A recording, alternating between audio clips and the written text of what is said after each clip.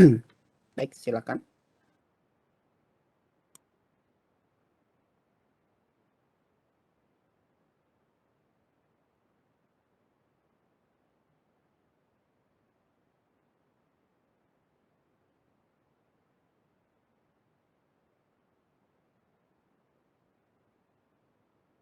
Baik, terima kasih kepada Pak Gong Rai atas kesempatannya.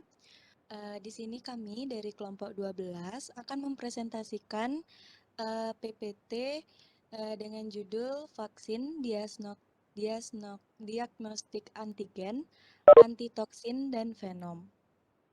Selanjutnya, sebelum itu izinkan kami memperkenalkan anggota kelompok kami, yaitu kami dari kelompok 12 yang beranggotakan Komangdian Mertasari Dewi dengan NIM 95, saya Nilodia Tantri dengan NIM 96, Igusti Agung Istri Mas Dianti Pratiwi dengan NIM 97, dan Nikadek Diah Ayu Septiandari dengan NIM 98. Baik, adapun guideline atau topik bahasan kita, yaitu yang pertama ada imunologi, yang kedua ada diagnostik antigen, yang ketiga ada antibody, yang keempat ada vaksin, yang kelima ada vaksin mumps, yang keenam ada vaksin rubella, yang ketujuh ada vaksin rabies, dan yang terakhir ada venom. Baik, dilanjutkan dengan penjelasan dari imunologi. Berdasarkan konsep lama, imunologi itu didefinisikan sebagai studi mekanisme pertahanan tubuh terhadap infeksi. Namun, seiring berkembangnya zaman, perubahan konsep menjadi imunologi adalah studi mekanisme dan fungsi sistem kekebalan akibat pengenalan zat asing dan usaha netralisasi, eliminasi, dan metabolisme zat asing tersebut atau produknya. Mekanisme reaksi kekebalan meliputi reaksi imun fisik, reaksi imun non-fisik, dan interaksi dari kedua mekanisme tersebut. Dikutip dari Marliana dan Retno tahun 2018.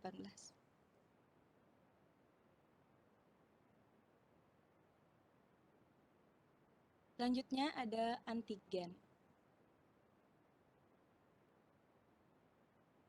Antigen merupakan suatu substansi yang biasanya dikenali berikatan oleh permukaan antibodi atau reseptor sel B atau BCR atau oleh reseptor sel T atau TCR melalui perantara MHC. Kemampuan antigen untuk memberikan berkaitan dengan BCR atau TCR ini melalui MHC dikenal dengan istilah antigenicity. Molekul yang dapat mengaktifkan respon imun disebut dengan imunogen, dan kemampuan sebuah molekul untuk mengaktifkan respon imun disebut dengan immunogenicity. Dikutip dari Fatmawati 2020. Berdasarkan respon imunnya, antigen dapat dibedakan menjadi dua, yaitu incomplete antigen atau hapten, yaitu molekul kecil yang berukuran kurang dari 20 kDa atau 200 asam amino yang pada umumnya merupakan molekul non-protein. Hapten ini dapat menginduksi respon imun secara spesifik apabila berikatan dengan molekul pembawanya, atau dapat didefinisikan sebagai karier molekul, yaitu albumin atau contohnya albumin atau globulin. Tanpa molekul pembawa hapten tidak dapat menginduksi respon imun. Yang kedua ada komplit antigen, yaitu imunogen. Imunogen memiliki ukuran lebih besar dan dapat berupa protein atau polisakarida. Disebut komplit antigen karena substansi tersebut dapat menginduksi respon imun tanpa bantuan molekul pembawanya. Dikutip dari Fatmawati 2020. Selanjutnya ada mekanisme kerja dari antigen. Antigen akan masuk ke dalam antigen presenting cell atau APC. APC akan mengeluarkan interleukin 1 atau interleukin 12 yang dapat merespon T helper 2 dengan mengeluarkan interleukin 1 yang dapat merespon T helper 1. Sel T helper 1 mengeluarkan interleukin 2 dan interferon yang dapat mengaktifkan sel natural killer atau NK. Akibat adanya interleukin 2 dan interferon dapat menyebabkan sel NK tersebut menjadi aktif. Sel NK yang aktif kemudian mengeluarkan sitoksinnya yang menyebabkan lisisnya sel yang abnormal. Sel T helper 2 merupakan interleukin 4 dan interleukin 5 yang dapat merespon limfosit B yang akan menghasilkan sel memori dan mengeluarkan interleukin 6 yang dapat merespon sel plasma. Pada sel plasma antibodi dilepaskan, kemudian diikat oleh sel NK yang aktif ini kemudian mengeluarkan sitoksinnya yang menyebabkan lisisnya sel abnormal yang menyebabkan lisisnya sel yang abnormal. Dikutip dari Sudiana 2010.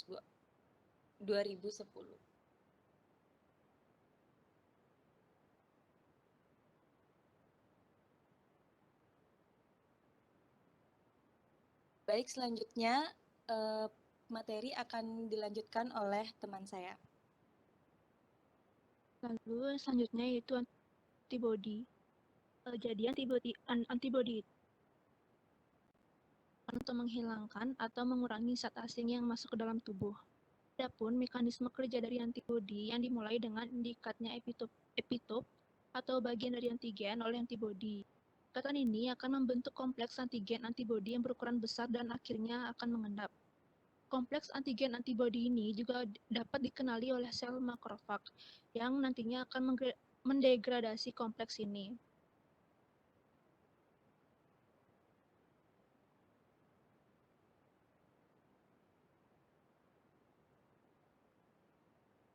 Antibodi mempunyai struktur imunoglobin yang terdiri dari dua rantai polipeptida berukuran besar dan dua rantai polipeptida yang berukuran kecil. Rantai-rantai tersebut dihubungkan dengan ikatan disulfida atau SS. Rantai berat ini yang akan menentukan apakah antibodi tersebut termasuk ke dalam golongan imunoglobin G atau imunoglobin M atau IgA atau IgD dan atau IgE.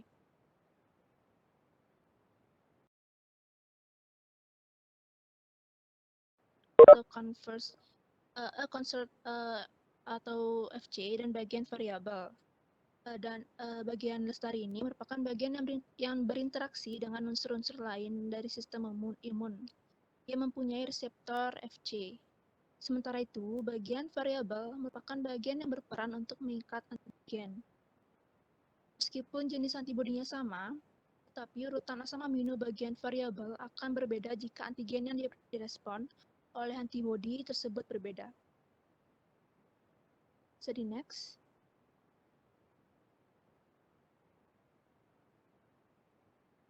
Jadi jenis-jenis antibodi itu ada imunoglobin M. Jadi ciri-cirinya itu antibodi yang imunoglobin M itu merupakan antibodi yang pertama terbentuk setelah bertemu dengan antigen.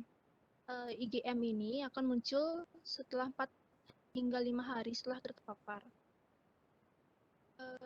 Jumlah dari IgM ini banyak dan akan berkurang dan lenyap setelah 10 hingga 11 hari setelah terpapar. Selanjutnya ada imunoglobin A atau IgA yang timbul bersamaan dengan imunoglobin G. IgA ini terbentuk dalam serum, tempat pengikatnya itu antigen dan dihasilkan oleh sel mukosa. Ada imunoglobin G atau IgG timbul setelah imunoglobin M. IgG ini lebih kecil daripada imunoglobin M. Produksi lebih besar daripada IgM. IgG ini dibentuk 5 hari setelah terpapar dan mencapai puncak setelah 2 hingga setelah terpapar. Jadi next. Selanjutnya ada IgD atau imunoglobin D yang memiliki fungsi utama yaitu reseptor antigen atau dengan kata lain sebagai pengenalan antigen oleh sel B. Yang terakhir yaitu imunoglobin E atau IgE yang berperan dalam peristiwa alergi dan juga membantu dalam melawan infeksi cacing.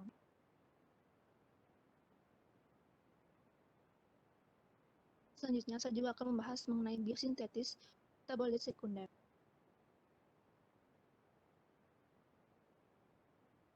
Jadi, terdapat 3 jalur utama biosintetis metabolit sekunder. Di antaranya yang pertama yaitu jalur asam sikimat yang diproduksi asam sikimat ini diproduksi dari kombinasi fosfoenol pirufat jalur glikolitik antara eritros 4-fosfat dari jalur pentosa fosfat.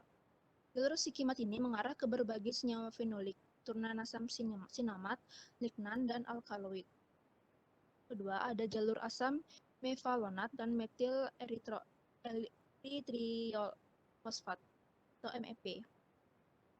Asam mevalonik ini terbentuk dari 3 molekul asetil-CoA, tetapi saluran jalur mevalona asetat menjadi serangkaian senyawa yang berbeda daripada jalur asetat. Yang terakhir ada jalur asetat. Metabolit sekunder penting yang terbentuk dari jalur asetat ini meliputi senyawa fenolik, prostaglandin, dan antibiotik makrolida, serta berbagai asam lemak dan turunan pada antarmuka metabolisme primer atau sekunder. Jadi selanjutnya akan dibawakan oleh teman saya.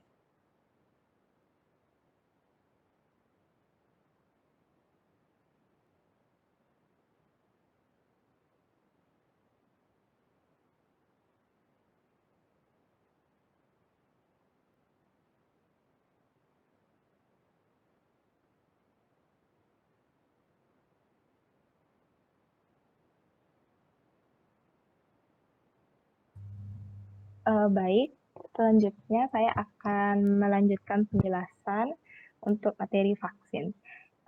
Jadi vaksin merupakan antigen berupa mikroorganisme yang sudah mati atau masih hidup tapi dilemahkan ataupun masih utuh atau bagiannya yang telah diolah berupa toksin mikroorganisme yang telah diolah menjadi toksoid.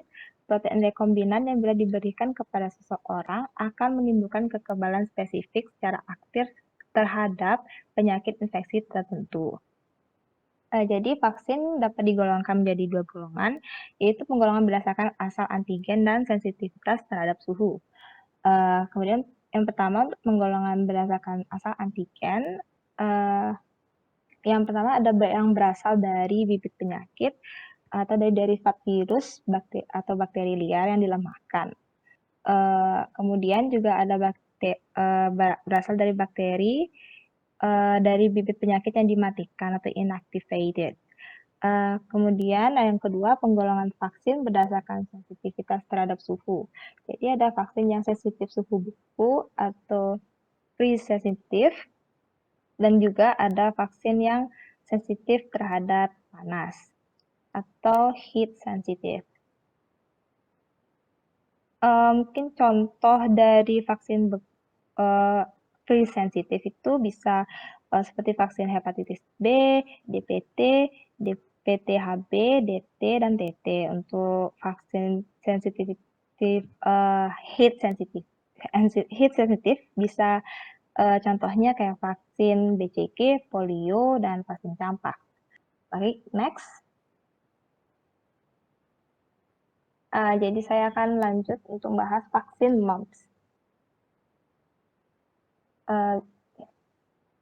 Jadi untuk patofisiologi dari penyakit ini, penyakit mumps disebut juga penyakit gondong, atau dalam istilah kedokteran dikenal sebagai paroritis, merupakan suatu penyakit menular di mana seseorang terinfeksi oleh virus paramisovirus yang menyerang kelenjar ludah atau kelenjar parotis di antara telinga dan rahang sehingga menyebabkan pembekakan pada leher bagian atas atau pipi bagian bawah.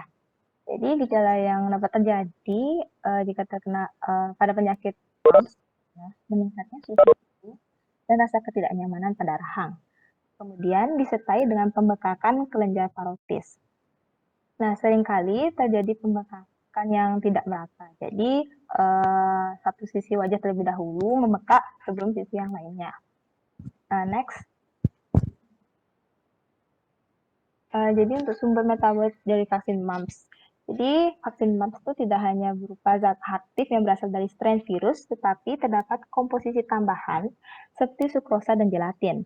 Nah, sukrosa merupakan karbohidrat golongan disakarida yang umumnya banyak dijumpai dalam buah, sayuran, dan madu. Selain itu, terdapat pula gelatin yang merupakan produk turunan protein yang diperoleh dari hidrolisis kolagen hewan yang dapat diekstraksi melalui proses asam dan basa. Karbohidrat dan protein ini termasuk ke dalam golongan metabolit primer yang terdapat pada makhluk hidup. Next. Manfaat vaksin MUMS. Jadi vaksin MUMS ini diketahui dapat memicu respon dari imun sejak pemakaian pertama. Hal ini dikarenakan virus dalam vaksin MUMS kombinasi dinilai memiliki imunogenitas yang tinggi atau kemampuan untuk memicu respon sistem imun yang tinggi. Nah, vaksin diberikan dengan selang waktu selama 28 hari dan dalam pemberiannya untuk anak usia 12 bulan atau lebih direkomendasikan untuk mendapatkan 2 kali dosis vaksin. Sedangkan pada remaja dan dewasa direkomendasikan untuk mendapatkan vaksin mRNA 1 atau 2 dosis kecuali pasien yang telah dibuktikan memiliki imunitas terhadap gondongan atau pemeriksaan serologi. Next. Kemudian ada vaksin rubella. Next. Jadi untuk patofisiologi rubella merupakan suatu penyakit umum yang menyebar di seluruh dunia dan menyerang berbagai umur dengan gejala yang bervariasi. Jadi contohnya rubella pada anak sering hanya menimbulkan gejala demam ringan atau bahkan tanpa gejala sehingga sering tidak terlaporkan. Sedangkan rubella pada wanita dewasa sering menimbulkan sakit sendi, artritis atau aphagia. Kemudian rubella pada wanita hamil, terutama pada kehamilan trimester pertama, dapat mengakibatkan keguguran atau bayi dengan cacat bawaan, yang biasanya dikenal dengan sindrom rubella kongenital. Jadi sindrom rubella kongenital yang menderita janin dapat menyebabkan janin menderita miansefali, mikroptalmia, dan juga rawan dengan penyakit jantung. Next. Jadi untuk vaksin rubella ini mengandung virus rubella hidup yang dilemahkan dan disimpan pada suhu 2-8 derajat Celcius serta terlindung dari cahaya. Vaksin hidup ini merupakan vaksin sel utuh yang artinya seluruh virion digunakan untuk membuat vaksin. Vaksin tersebut mengandung sedikit albumin manusia, neomycin, sorbitol, dan gelatin. Next. Kemudian untuk manfaat vaksin rubella, jadi vaksin rubella menggunakan virus rubella yang telah dilemahkan dan dijadikan vaksin untuk imunisasi yang nantinya mampu untuk mencegah infeksi bahkan komplikasi dari sindrom rubella kongenital. Jadi pemberian vaksin mRNA bertujuan untuk mengurangi morbiditas dan mortalitas penyakit rubella, campak dan rubella. Next. Baik, untuk vaksin rabies akan dilanjutkan oleh rekan saya. Terima kasih. Selanjutnya saya akan menjelaskan dari vaksin rabies. Vaksin rabies memiliki patofisiologi sebagai berikut yang merupakan penyakit yang disebabkan oleh virus neutropik yang dapat menginfeksi mamalia, baik manusia maupun hewan, dan menyebabkan encephalomyelitis yang selalu fatal. Virus rabies ini dapat hidup daruman di daerah luka yang dengan jangka waktu yang cukup panjang.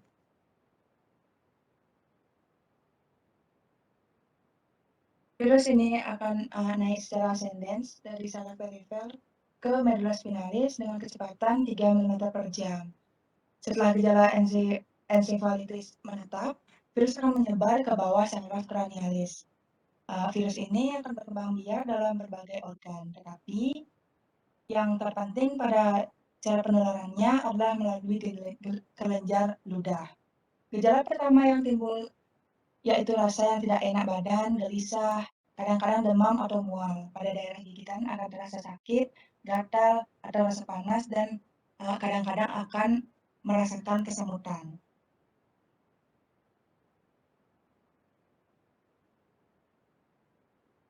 Kemudian sumber metabolit vaksin rabies. Metabolit ini digunakan adalah albumin dan protein plasma yang ditemukan dalam plasma darah. Albumin berperan dalam proses penyembuhan dari penyakit dan pemulihan setelah operasi. Albumin umumnya dibuat di hati, yakni hati menghasilkan sekitar 12 gram albumin per harinya. Dengan setara 12 liter dari total sintesis protein hati setelah setengah dari total protein yang disekresikan oleh organ. Selain dihasilkan dari hati, albumin dapat diperoleh dari makanan atau minuman yang mengandung albumin kaya protein, seperti telur dalam bentuk albumin telur dan susu dalam bentuk laktal albumin.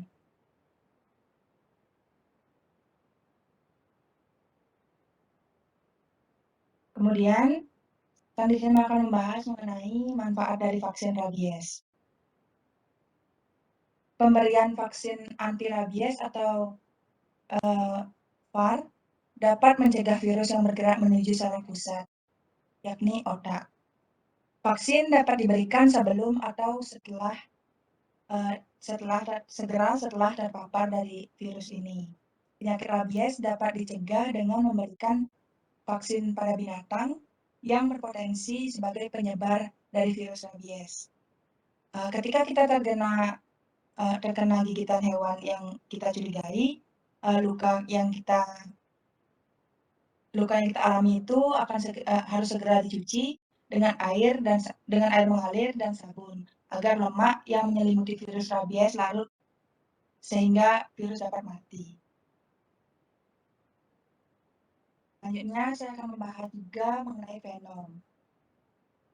Venom atau bisa yang dihasilkan oleh kelenjar yang digunakan untuk melumpuhkan mangsa dan sekaligus untuk berperan untuk mempertahankan diri. Ini dihasilkan atau diproduksi oleh kelenjar parotid yang terletak di bawah kepala belakang mata.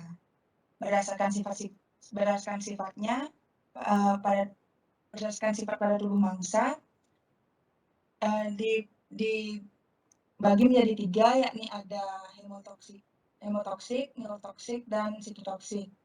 Hemotoksik yang berarti yang dapat mempengaruhi jantung dan sistem pembuluh darah. Kemudian untuk neurotoksik, seperti namanya neuro, berarti akan mempengaruhi sistem saraf dan otak. Dan sitotoksik hanya bekerja pada lokasi gigitannya. Secara laboratoris dapat ditemukan kelainan seperti anemia karena hemolisis intravaskular, trombositopenia, hematuria, dan lain-lain hingga peningkatan kadar diri. Kemudian bisa ular terdiri dari 90% protein. Protein pada bisa ular terdiri dari enzim, toksin non-enzimatik, polipeptida, protein, dan lain-lain. Ini dikutip dari Subroto dan Leni 2017. Nah, yang terakhir kami akan membahas mengenai antivenom, yakni anti bisa ular yang merupakan suatu reagen yang berisi antibodi spesifik terhadap bisa ular. Serum ini diproduksi dengan cara menginjeksi sejumlah kecilnya bisa ular pada hewan seperti kuda, domba, ayam, kelinci untuk menghasilkan antibodi terhadap bisa ular tersebut. Antivenom ini dibedakan menjadi 2, antivenom monovalen dan antivenom polivalen. Antivenom monovalen untuk menetralisir hanya untuk satu spesies ular, dan antivenom polivalen yakni dari kata poli yang artinya bermacam-macam. Jadi untuk menetralisir bisa dari berbagai macam spesies. Antivenom baik monovalen maupun polivalen ini keduanya dapat menimbulkan efek samping yang tidak dikendaki seperti reaksi hipersensitivitas, serum sickness atau yang ditandai dengan demam, ras, dan lain-lain.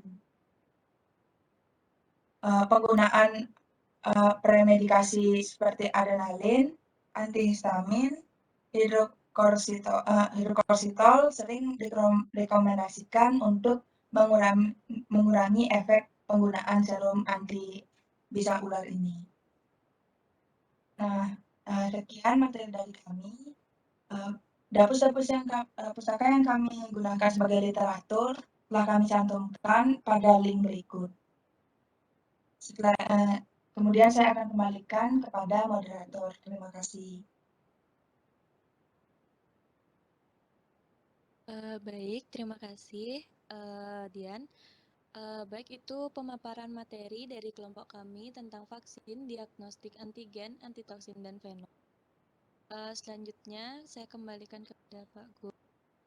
Untuk pertanyaannya, Niki, berapa orang ya maksimalnya? Halo, oke. Untuk sekarang kita lanjutkan ke sesi tanya jawab ya. Mungkin di tiap sesinya bisa 2 pertanyaan. Nanti kita lihat waktunya ya, maksimal sampai jam 2:30 aja nanti. Silakan untuk yang mau atau yang sudah punya pertanyaan mungkin bisa di kolom chat ya, nanti kita jawab per sesinya untuk 2 pertanyaan seperti itu. Oke. Baik Pak, terima kasih. Baik, kita buka sesi tanya jawab pertama, yaitu 2 penanya pertama. Bisa di kolom chat ya dengan izin bertanya agar kondisinya lebih kondusif.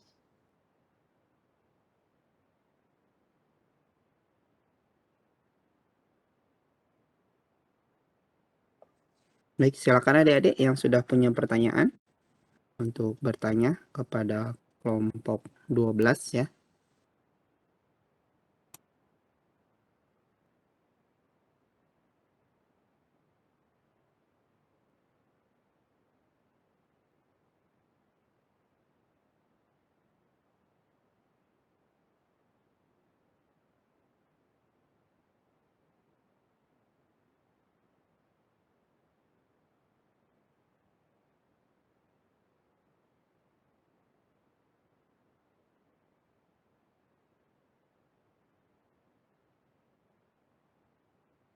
Baik, sudah ada satu pertanyaan dari NIM 2091 atas nama Ana Agung Istri Agung Sri Chandrawati. Baik, saya izin membacakan pertanyaannya. Jadi ada diagnostik antigen pada diagnostik antigen terdapat sistem imun antara self dan non-self, self dan non-self. Bagaimana cara untuk membedakan kedua sistem imun ini dan apa pengaruhnya pada tubuh? Terima kasih. Baik, apa kita tunggu dulu pertanyaan selanjutnya, Pak, dijawab gitu, Pak? Oke, kalau sudah siap untuk menjawab boleh. Kalau sudah ada jawabannya silahkan langsung. Jika belum boleh didiskusikan dahulu ya, sambil mungkin ada pertanyaan yang lainnya. Silakan.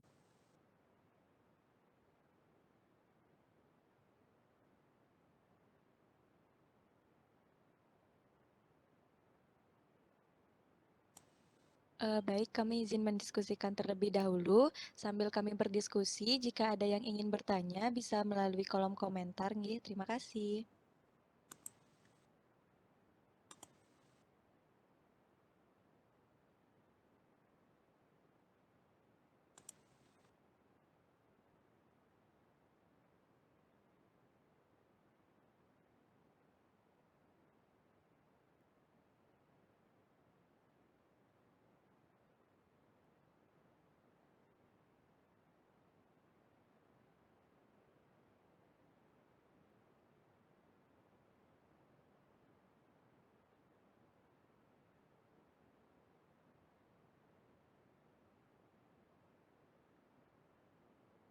Baik, Dian, apa bisa diarahkan ke slide untuk slide diagnostik antigennya?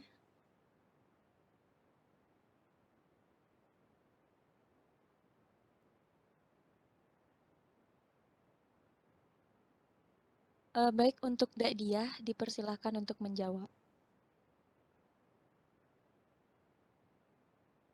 Baik, jadi saya Diah NIM 298 akan menjawab pertanyaan dari Bung Chandra mengenai Pertanyaannya, jadi pada diagnosis antigen terdapat sistem imun antara self dan non-self.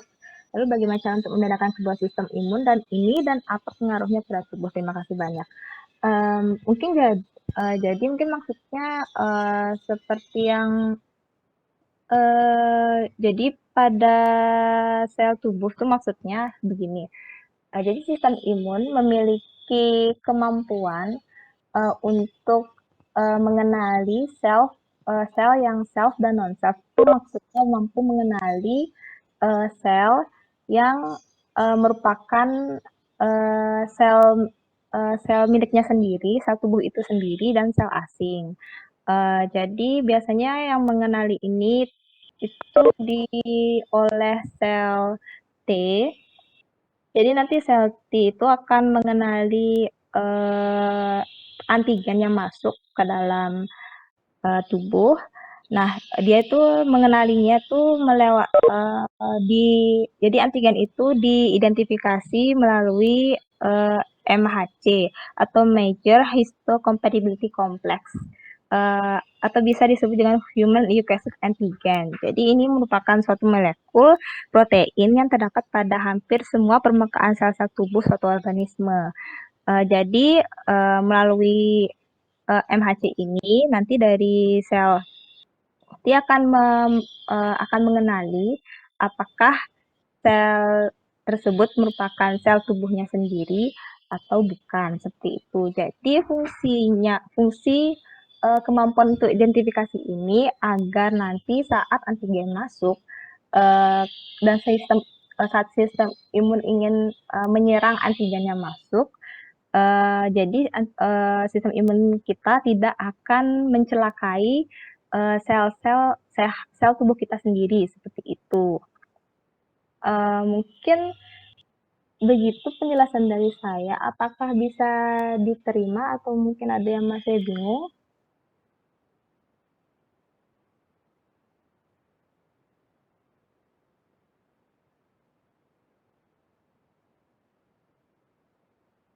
Baik, mungkin sekian dari saya. Mungkin untuk bisa penanya lagi, ada yang ingin bertanya? Sebelum itu, Gongchan, apakah jawaban dari Diah Septiandari sudah bisa diterima nggih?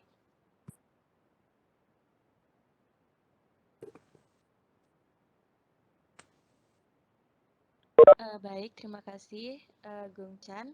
Selanjutnya, apakah ada yang ingin bertanya lagi pada kelompok kami? Dipersilahkan melalui kolom chat.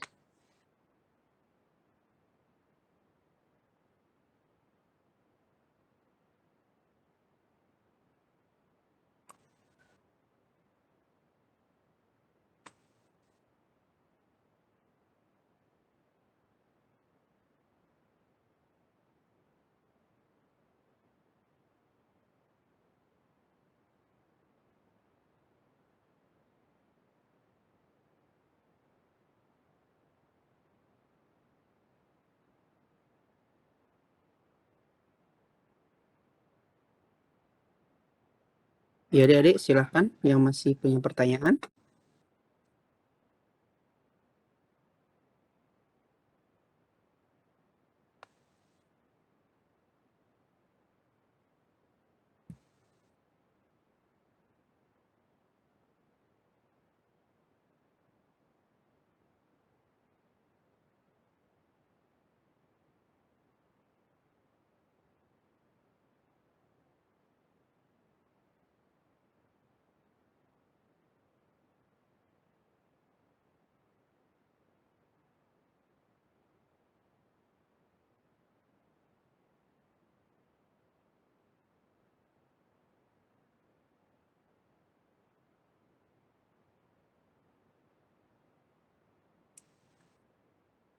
Oke, ada Yayan Nasri yang mau bertanya, kelompok 12, silakan. Baik, Yaya Nasri, silahkan jika ingin bertanya lewat on mic atau mungkin bisa disampaikan lewat kolom komentar, dipersilahkan. Baik, saya izin on mic ya, Antri. Baik, silahkan Yayan. Terima kasih atas kesempatannya. Jadi di sini saya mungkin tadi sudah sempat dijelaskan atau bagaimana juga oleh, Bapak.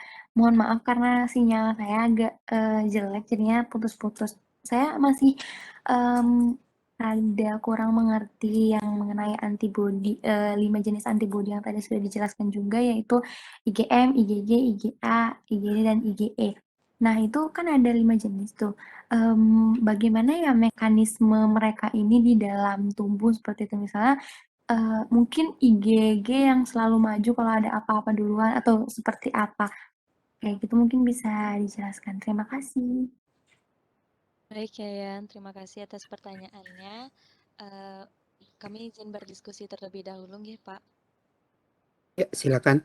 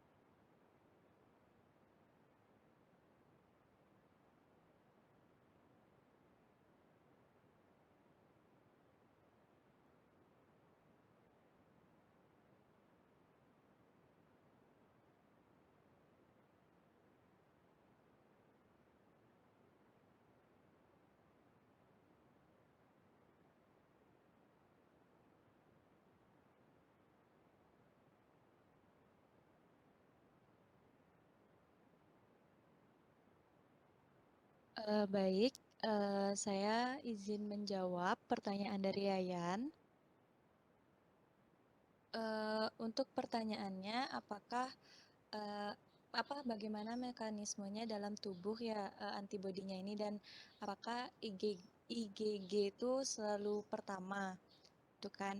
Nah, dari sumber yang kami baca itu imunoglobin yang pertama kali muncul nanti saat kita terinfeksi bakteri ataupun virus itu adalah IgM dengan penjelasan IgM akan pertama kali muncul sebagai bentuk pertahanan tubuh melawan infeksi karena kadar IgM akan meningkat dengan waktu singkat saat terjadinya infeksi.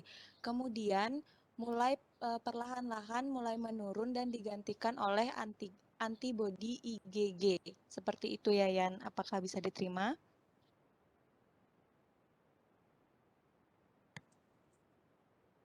Iya ya. Terus untuk, yang lainnya tuh gimana?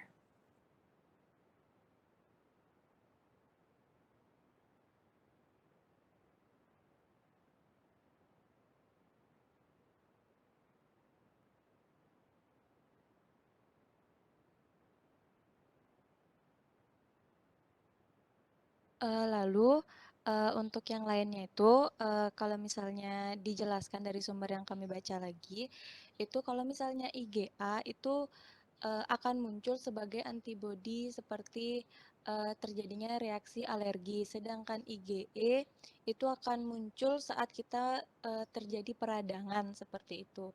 Jadi dari yang kami baca dapat disimpulkan antibodi ini muncul sesuai dengan apa yang tubuh kita rasakan, apa yang tubuh kita alami seperti itu. Tapi memang yang paling pertama muncul itu IgM. Oke, makasih ya jawabannya. Sudah dapat diterima. Terima kasih. Baik, terima kasih Yayan. Karena sudah sesi pertanyaan pertama sudah selesai, apakah dibuka sesi pertanyaan kedua, Pak? Ya, silakan. Waktunya masih ada lebih dari Kami 10 menit, silakan. Kami buka sesi tanya jawab yang kedua untuk 2 orang penanya selanjutnya bisa melalui kolom chat mohon izin bertanya. Nanti bisa disampaikan langsung pertanyaannya di kolom chat atau bisa on mic. Terima kasih.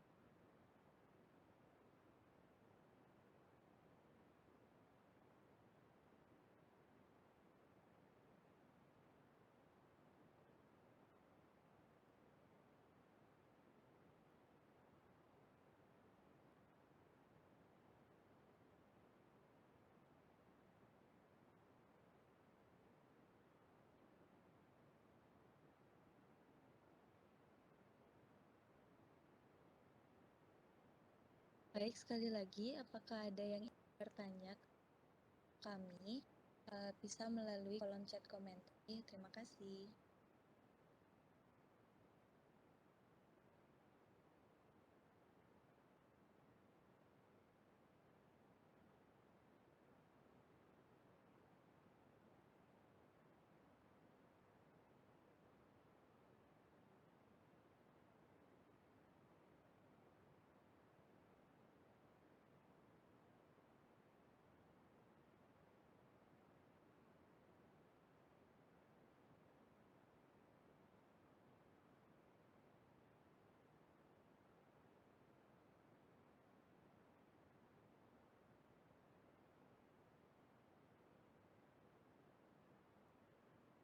Halo, ada yang masih mau bertanya?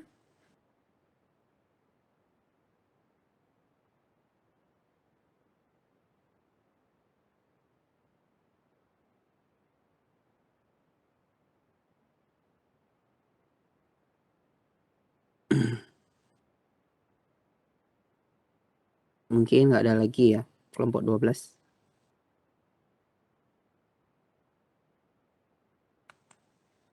Nggih, Pak. Niki ada yang bertanya lagi satu. Oke, Bas, silakan. izin saya bacakan Florencia. dari NIM 2059 Florencia. Izin bertanya, apa contoh untuk antigen yang memicu pembentukan IgM?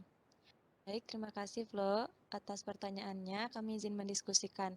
Selagi kami mendiskusikan, jika ada pertanyaan lagi bisa langsung disampaikan melalui kolom komentar atau on mic. Terima kasih.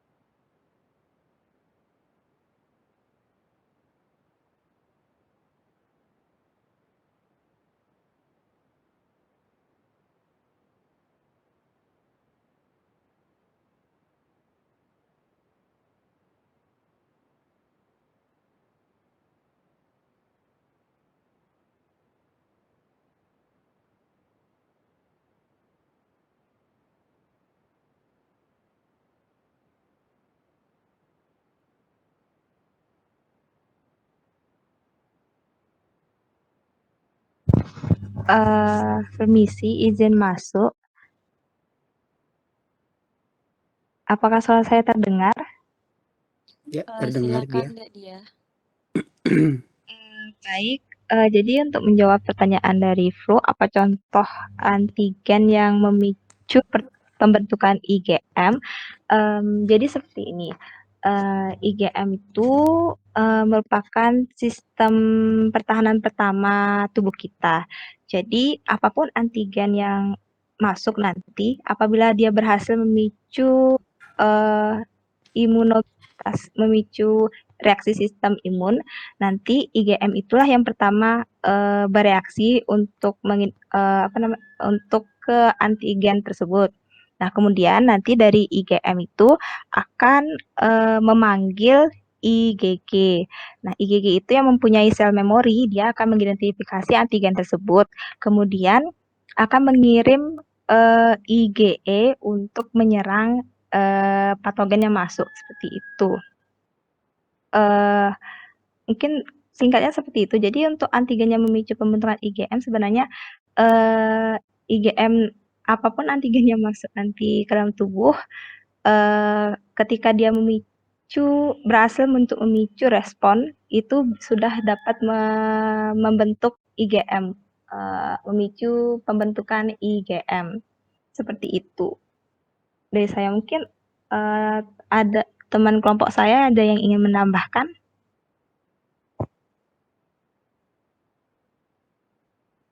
Izin menambahkan.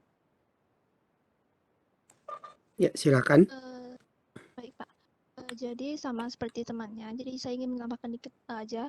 Jadi imunoglobulin M ini merupakan imunoglobulin yang pertama kali diproduksi jika tubuh terkena infeksi bakteri ataupun virus.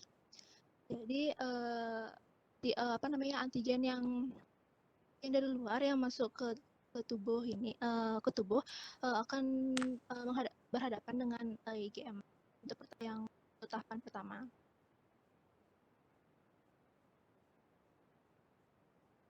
Oke, sudah cukup.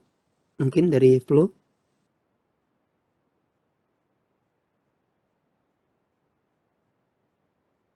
Baik, dari Flo, apakah sudah cukup?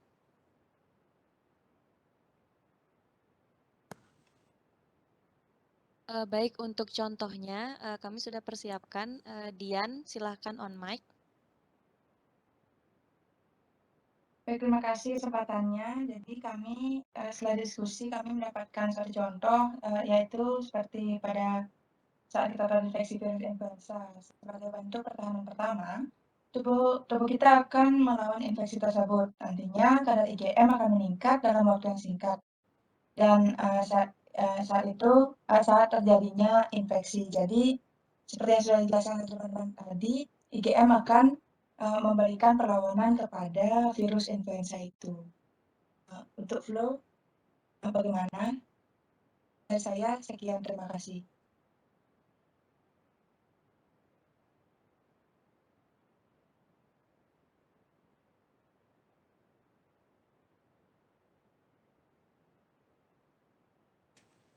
Baik, terima kasih Flo karena jawabannya sudah bisa diterima.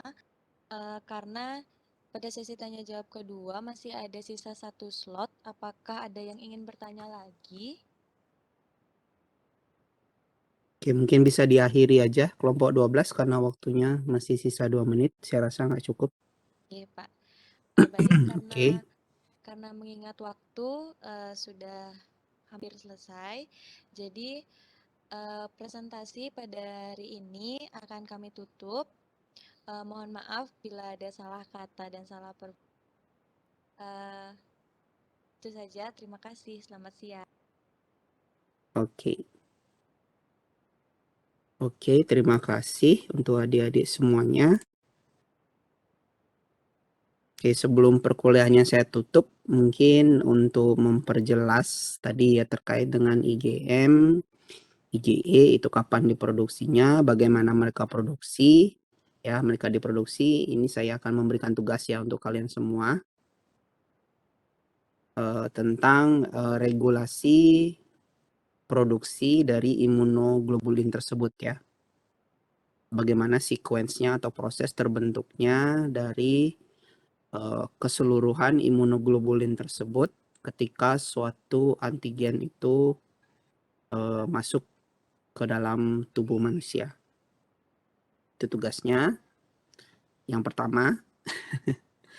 Kemudian yang kedua adalah terkait dengan penggunaan antigen antibodi sebagai agen diagnostik ya. Saya memberikan tugas kepada kalian yaitu menjelaskan tentang mekanisme kerja dari alat rapid test antigen. Ya, bagaimana mekanisme kerjanya secara molekuler. Ya.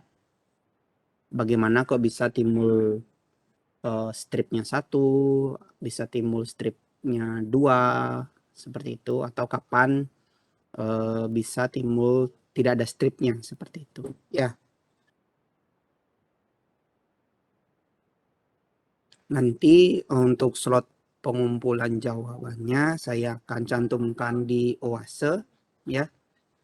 Maksimal itu dikumpulkan minggu depan ya. Nanti akan saya jelaskan secara lebih rinci di OASE. Oke. Jika ada pertanyaan mungkin bisa disampaikan kepada kormanya dan kormanya yang menyampaikan kepada saya untuk tugasnya. Oke adik-adik, karena waktunya sudah habis ya. Jadi untuk pertemuan farmakognosi pada hari ini saya tutup. Terima kasih atas perhatian kalian semua dan terima kasih juga kepada adik yang sudah mempresentasikan materinya tadi ya. Semoga bisa bermanfaat. Selamat melanjutkan aktivitas kalian masing-masing. Saya tutup roomnya ya. Selamat sore. Nggih, terima Selamat kasih sore, Pak. Pak. Selamat Terima sore kasih. Terima Pak. kasih, Pak.